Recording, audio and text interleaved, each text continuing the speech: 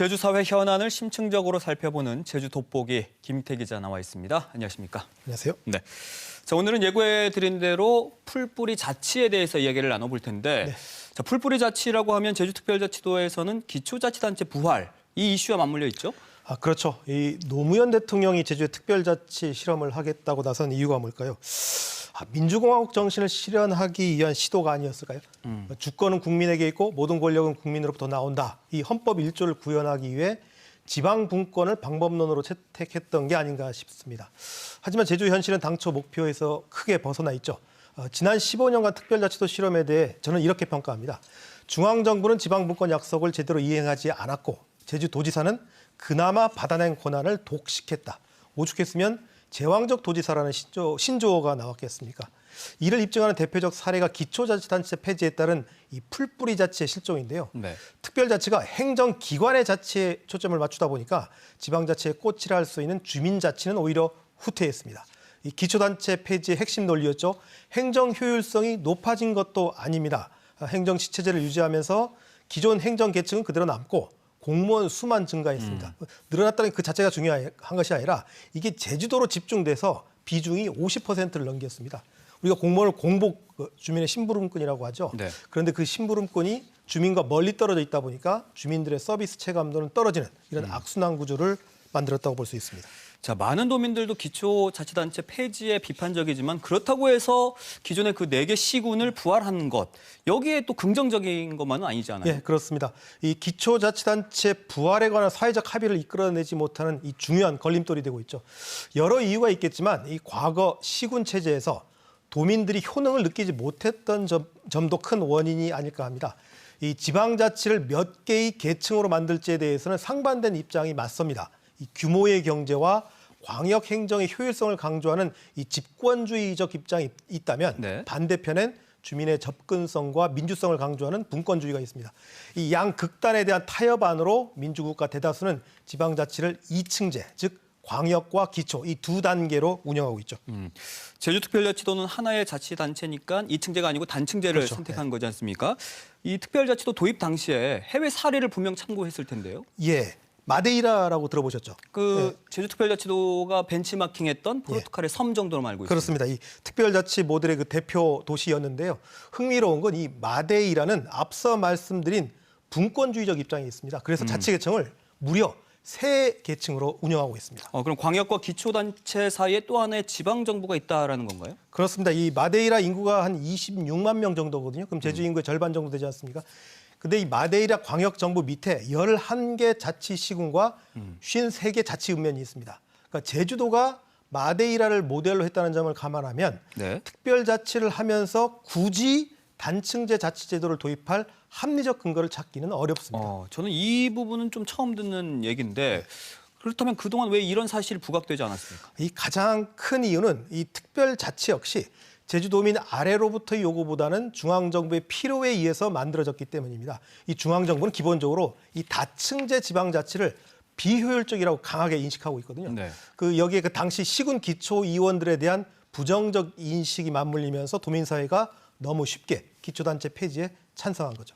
그렇다면 어찌됐든 간에 기초자치단체를 부활하는 게 근본적인 대안이다라는 건가요? 그렇습니다. 내 주위에 보다 가까운 곳에 정부를 두고 있어야 스스로를 통치하는 이 자치를 현실적으로 구현할 수 있다. 이렇게 말씀드릴 수 있겠습니다. 근데 기초자치단체와 관련한 논의 사실 뭐 계속해서 겉돌고 있는 것 같아요. 그렇죠. 기껏 내놓은 게 지금 행정시장 직선제인데 이마저도 지금 중앙정부에서는 받아들이지 않고 있지 않습니까? 예, 그 행정시장 직선제를 도입해 봐도 행정시의 자치권이 없기 때문에 이게 마찬가지입니다. 그러니까 직선시장만 뽑으면 문제를 해결할 수 있을 거다. 이 생각이야말로 전형적으로 행정기관 자치에 초점을 맞춘 관료적 사고라고 저는 평가합니다.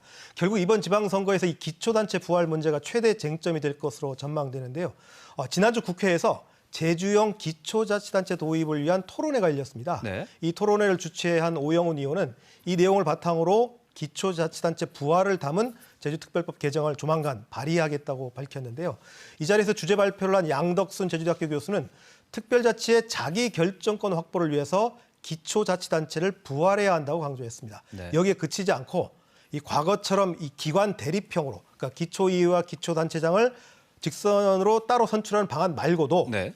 직선으로 기초위원을 선출하고 기초단체장은 도의회에서 선출하는 기관 통합형 방안도 선택할 수 있도록 하자. 이렇게 구체적 대안까지 제시했습니다. 그러니까 기초자치단체를 부활하면서 네. 기관 구성 형태도 다양하게 해보자는 주장입니다. 그런데 저는 이날 토론 자료를 보면서 조금 안타깝다는 좀 생각이 들었습니다. 아니 왜요? 기초단체도 부활하고 또 그 방법도 좀 다양하게 해보자라는 제언인데 왜 그렇게 생각하셨습니까? 이 특별자치를 하겠다는 제주도 아닙니까? 그러는데 다른 지역에서는 모두 운영하는 기초단체를 부활할지 여부조차 도민 스스로 결정하지 못하고 있다는 점, 이게 되게 서글펐고요. 그리고 자치단체 기관 구성의 다양성 역시 이 새로운 아이디어가 아닙니다. 이미 제주특별법에 있는 조항입니다. 그러니까 기관 대립형이든 기관 통합형이든 그 지방자치단체 형태 이걸 지금의 제주특별법에서도 선택할 수 있다라는 거죠. 네, 그렇습니다. 2015년에 제주특별법을 전면 개정하면서 이 지방의회와 집행기관의 구성을 달리할 수 있다, 이런 조항을 담았는데요. 그러니까 도의회와 집행기관을 다양한 형태로 구성할 수 있는 특별한 권한을 제주도가 받은 겁니다. 그런데 단서 조항으로 따로 법률을 정하도록 했죠. 근데 이게 지금까지 관련 법률을 만들지 못해서 시행하지 못했던 겁니다. 그러니까 근거 조항만 있지 후속 조치가 없다 보니까 사실상 사문화된 거군요. 그렇습니다. 그런데 이 사례는 제주특별자치 현실을 극명하게 보여주는 사례다, 이렇게 평가하는데 무슨 말씀이냐면 중앙정부 입장에서 보면 특별자치 모델은 제주에만 특혜를 주려는 게 결코 아닙니다. 이게 우리 도민들이 착각하시는 부분이 있는데 전국 시행을 앞두고 제주에서 먼저 실험을 해보자, 이런 의미가 더 큽니다. 그런데 제주도가 이 특례를 활용 못하면 시간이 흐른 뒤엔 오히려 타 지자체에 뒤처질 수도 있습니다. 32년 만에 전면 개정됐죠. 그래서 지난달 13일부터 시행 중인 지방자치법 개정 법률에 눈에 띄는 조항이 있습니다. 지방자치단체장의 선임 방법을 포함한 지방자치단체의 기관 구성 형태를 달리할 수 있는 근거 조항, 즉 제주특별법에 이미 반영됐던 내용을 7년이 지나서 담은 겁니다. 그러니까 제주도가 후속 조치를 하지 않는 사이에 이젠 다른 지역에서도 같은 권한을 가지게 된 거죠. 근데 오히려 제주도가 더 복잡한 절차를 밟아야 합니다. 그러니까 따로 법률을 정해야 되는 건 맞지만 이 다른 지역에선 이제 주민투표만 바로 거치면 되거든요. 근데 제주에선 도의회 동의받아야죠. 행안부 장관에게 주민투표를 요청해야죠. 그러고 나서야 주민투표를 시행할 수 있습니다. 그 말씀을 듣고 보니까 제주도가 지방자치의 선두가 될 수 있음에도 그에 걸맞는 역량을 발휘하지 못하고 있다라는 걱정이 드는데, 그렇다면 기초자치단체 부활에 좀 초점을 맞춰서 이야기를 나눠보겠습니다. 지금 어느 정도 규모에서 기초단체를 정할지를 놓고 현재 제주시와 서귀포시 2개에서 또 43개죠. 읍면동까지 이제 그런 이야기가 나오고 있는데 네. 어떤 원칙으로 이게 접근을 해야 한다고 보십니까? 그 짧은 기간이긴 한데 대한민국이 5.16 쿠데타 이전에 이미 읍면동 자치를 했다는 점을 먼저 말씀드리겠습니다. 지방자치의 선진국인 스위스의 사례를 볼까요?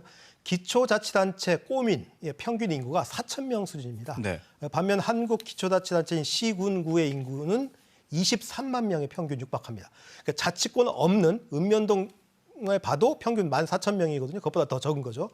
근데 이런 현실이 스위스만이 아닙니다. OECD 국가 기초자치단체의 평균 인구가 9,700명 수준입니다. 10,000명이 안 되죠. 그러니까 이 점을 감안하면 한국에서도 읍면동 단위에서 지방자치를 해야만 주민들이 실제 내가 자치를 하고 있구나, 이런 효능감을 느낄 수 있다고 볼 수 있습니다. 네, 읍면동 단위에서 지방자치를 해야 한다. 이게 기초자치단체 부활 구상 중에서도 가장 혁신적인 안이 아닐까 싶은데 글쎄요, 이게 가능하다고 보시나요? 이 읍면동 기초자치를 위해선 헌법상에 중요한 걸림돌이 한 가지 있습니다.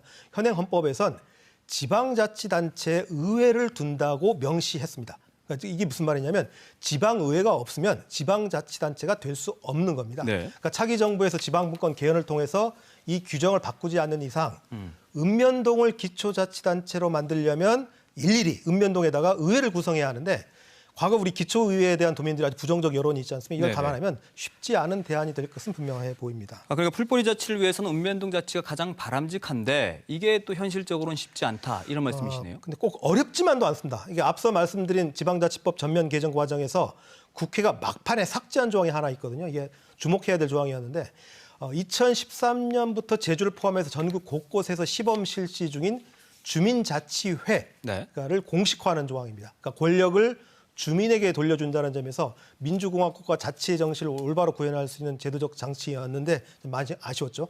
그러니까 이와 관련해서 신용인 제주대 법학전문대학원 교수의 주장을 소개해드리면 좋을 것 같습니다. 신 교수는 기능과 권한을 대폭 강화하는 방안으로 이 주민자치회를 지방자치단체는 아니지만 네. 그 수준의 풀뿌리 주민자치기구로 활용하자는 그런 대안을 제시했습니다.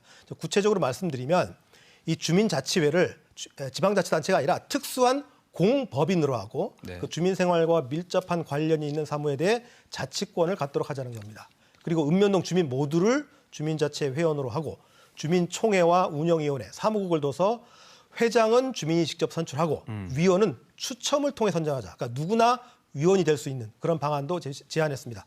또 마을 기금을 운영하고 국공유재산 활용에 특례 조항을 둬서 재정 확보를 할 수 있도록 하자는 이런 내용 등을 법률에 담아서 시행해보자 이런 주장인 거죠. 그러니까 지방자치단체는 아니지만 주민자치회에 자치권을 부여하자라는 건데, 근데 이 대안 역시 국회가 심의 과정에서 삭제를 했다면, 삭제했죠. 예. 그러면 이걸 법률에 다시 담는 것도 쉽지 않은 것 아닌가요?